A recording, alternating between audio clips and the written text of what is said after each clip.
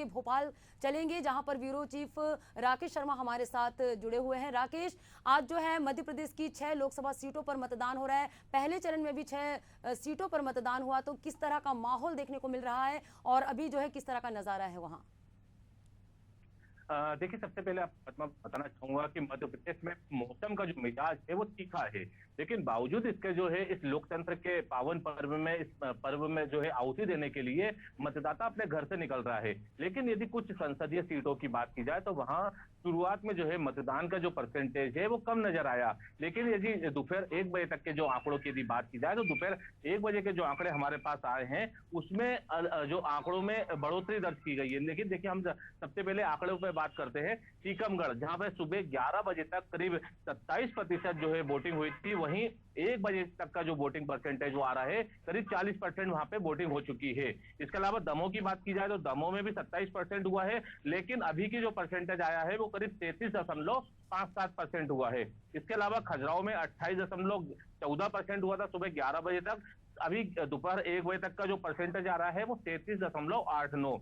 सतना में 30.32% सुबह 11 बजे तक हुआ था और अभी जो है 40.83% सतना में हुआ है। रीवा की बात की जाए तो रीवा में 24.46% मतदान सुबह 11 बजे तक हुआ था। अभी जो जानकारी आ रही है वो 31.85 की प्रतिशत मतदान की आ रही है। इसके अलावा होशंगाबाद में 32.40% जो है सुबह 11 बजे तक मतदान हुआ था और दोपहर 1 बजे तक जो है 45.71% जो है मतदान हुआ है। तो साफ तौर पे माना जा सकता है कि लोगों का इस महापर्व को लेकर जो है काफी उत्साह दिखाई दे रहा है। लेकिन यदि बात की जाए तो सबसे ज्यादा जो वोटिंग हुई है वो होशंगाबाद संसदीय सीट पे हुई है। लेकिन वहीं दूसरी ओर बात की जाए, सबसे कम जो आंकड़ा आया है वो आया है रीवा संसदीय सीट का, जहां पे करीब अभी तक जो है 32% जो है मतदान हुआ है दोपहर 1 बजे तक। और इसमें माना सकता है कि कम मतदान होना जरूर चिंता का विषय है। हालांकि जो निर्वाचन आयोग है उसके द्वारा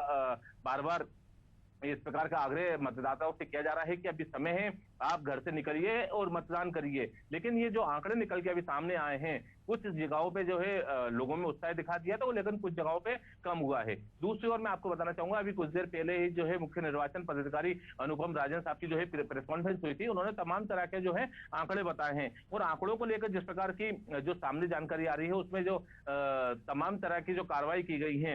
यदि मॉकपोल की बात की जाए तो मॉकपोल भी हुआ था, उस दौरान जो है करीब 21 वीयू और 88 वीवीपैट जो मशीनें हैं वो बदली गई थी। मतदान के दौरान जो है करीब 14 बीयू, 12 सीवी और 22 वीवीपैट जो है मशीनें बदली गई हैं। इसके अलावा करीब 1,27,00,000 जो है पुलिस कार्रवाई के दौरान जो है ये इस चीज की कार्रवाई की गई है। और साथ ही साथ मैं आपको बता दूं कि 2019 के भी जो आंकड़े बताए गए थे उन आंकड़ों से जो है तुलना की जाए तो इस बार का जो वोटिंग परसेंटेज थोड़ा सा कम नजर आ रहा है।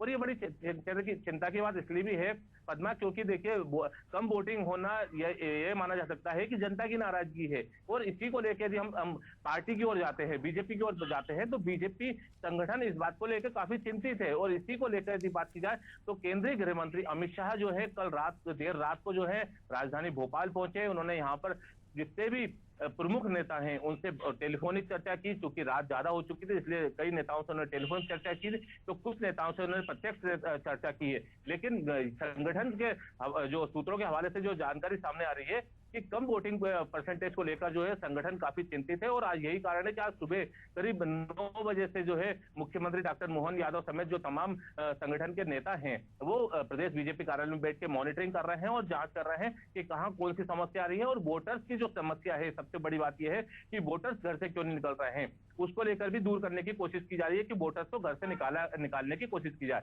दूसरी ओर मैं आपको बता दूं कि देखिए, जिन क्षेत्रों में यदि जहां पर ये वोटिंग हो रही है वो प्रदेश का विंध्य क्षेत्र है,